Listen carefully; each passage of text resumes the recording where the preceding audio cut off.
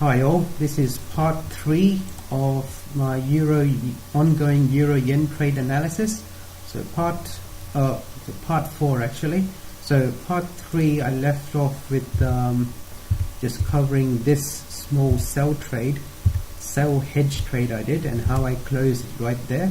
So even though it was a bit of an impulsive decision, it felt like an good instinctive decision to cut as soon as I saw these strong buys come up, because I knew it was reacting from a logical area. Now, of course, that ended up being the right decision. That ended up being the right decision, but of course, it's not necessarily the good decision. But in this case, it was. So later on, around this time, 1800 hours my time, that was around over here. So around this area, when price was still down, I actually was feeling quite confident with my reads of the market, and I thought of joining a continuation sell right around this yellow area, but I decided against that because I saw this very strong reaction from my original hedge sell. So this sharp reaction, due to this sharp reaction here, I decided not to join the continuation sell, and I would join a pullback sell if the pullback comes in nicely. So but that didn't really end up happening, because price just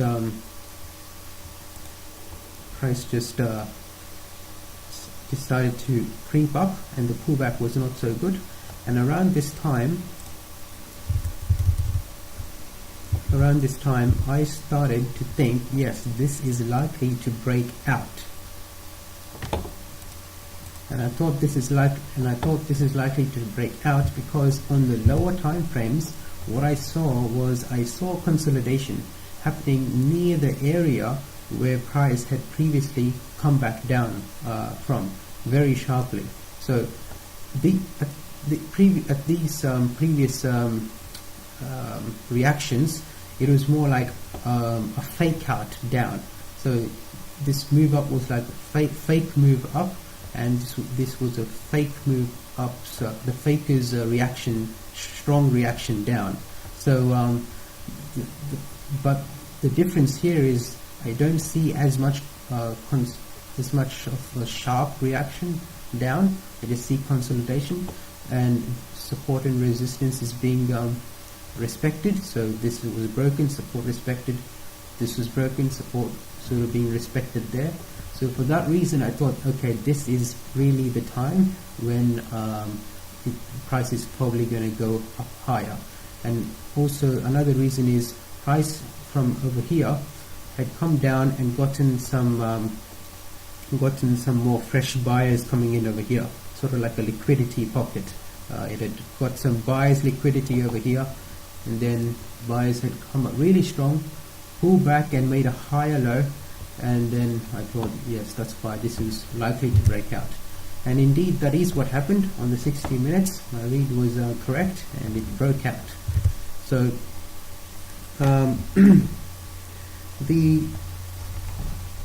around this time on the 240, I saw, yes, indeed, price is breaking out, and this is when I thought, okay, price over here, it's getting quite close to this daily resistance, and because it's getting quite close to this daily resistance, I knew I had to track it very closely. Now, one thing was, even though price was getting close to this, it was not actually at this resistance and at this sort of resistance area just yet. So for that reason, my bias was still to go up. And some of the scenarios I had in mind was, okay, price could, if it's going to react from this area, price could just go up really sharply and come back down really sharply, creating a sort of 4 hourly fake out up. So 4 hourly fake up and down. So that was one of the risks that I had that was one of the risk scenarios that I had in mind.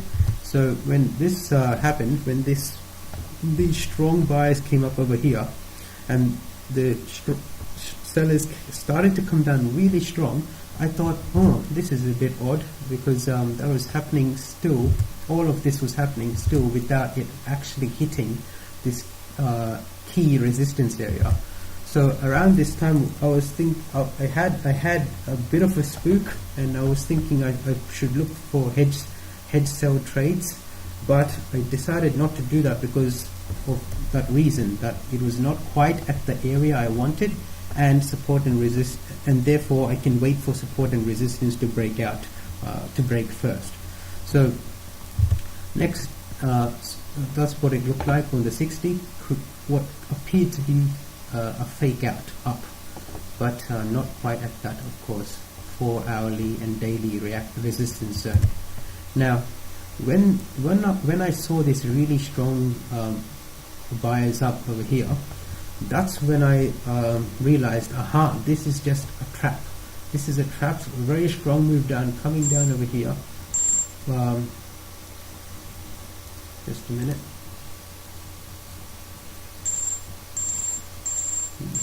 Okay, that's fine. So that's annoying. Let me just pause it, and I won't pause it. I'll just take care of these alarms. Okay.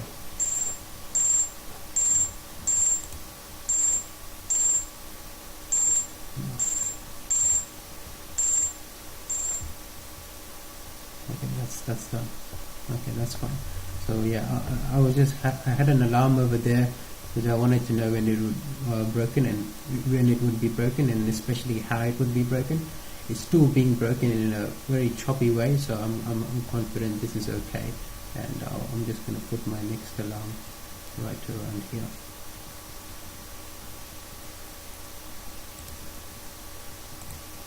Okay, nice to see it acting up again. Now, how much time? Okay, I might have to do another video after this one. So continuing on,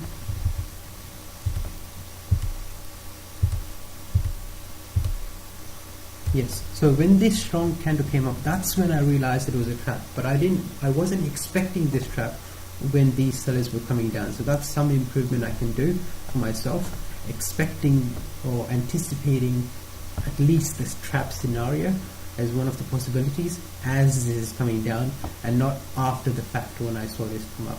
But I was glad in the read that I realized this was indeed a seller's trap, a trap for the sellers, and after this candle came up, I knew this was a buy, and this was a great area to add my positions.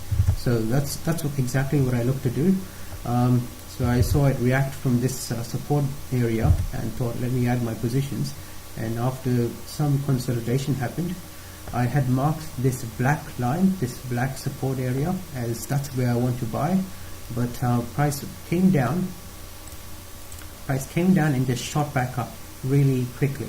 So it missed my area, and also I was calculating my position sizes, so I could not quite grab it around there. But I grabbed it afterwards over here with a bit of a wider stop loss. Now over here, I'll walk through the trade management of this in the next video. Actually, this I think I'll finish up around here. Thanks, and comments and questions are very much welcome. Stay tuned for part 5.